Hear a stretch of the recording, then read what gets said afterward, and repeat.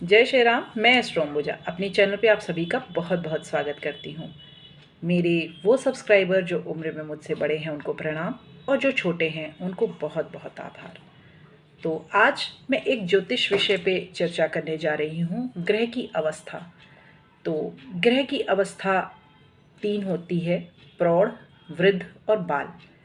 बाल्यकाल, जब कोई भी ग्रह 0 से 5 डिग्री तक रहता है तो उसको बालावस्था कहते हैं। ऐसा माना जाता है ज्योतिषियों के द्वारा कि जब 0 से लेके 5 डिग्री तक कोई भी ग्रह रहता है तो वो अपनी पूर्ण शक्ति में नहीं रहता है।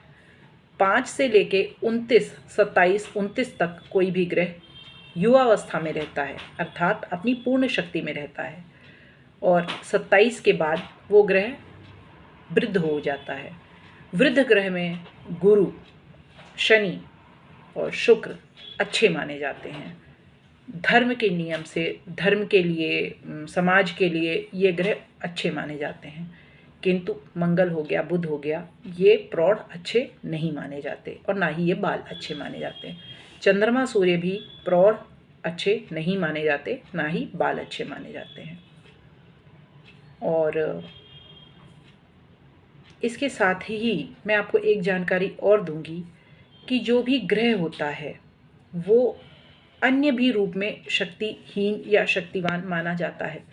यदि वो मित्र के घर में है या मित्र द्वारा दृष्ट है तो वो शक्तिवान माना जाएगा।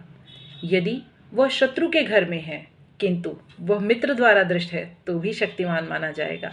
अगर वह मित्र के घर में है किंतु शत्रु के साथ है तो वो सम फल देगा।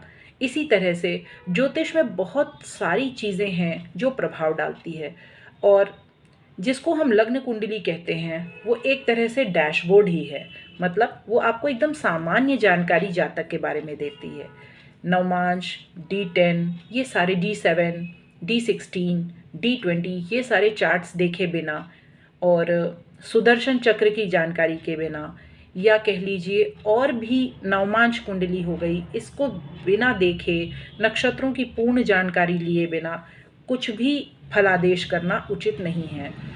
जब हम इसके बिना फलादेश करते हैं तो ये देखा गया है कि सिर्फ ज्योतिष ही नहीं, ज्योतिष भी कलंकित होता है। ज्योतिष अपने आप में सिद्ध है, किंतु ज्योतिष को साधना किसी तपस्या से कम नहीं है। तो हम जिसका भी फलादेश करें, ये मेरी समस्त ज्योतिषी भाई बहनों से अनुरोध है हाथ जोड़ करके, कि हम जिसका भी फलादेश करें सबसे पहले तो स्वार्थहीन होकर करें, और पूर्ण चेकिंग के बाद, जानकारी करने के बाद, अध्ययन करने के बाद ही उसको कुछ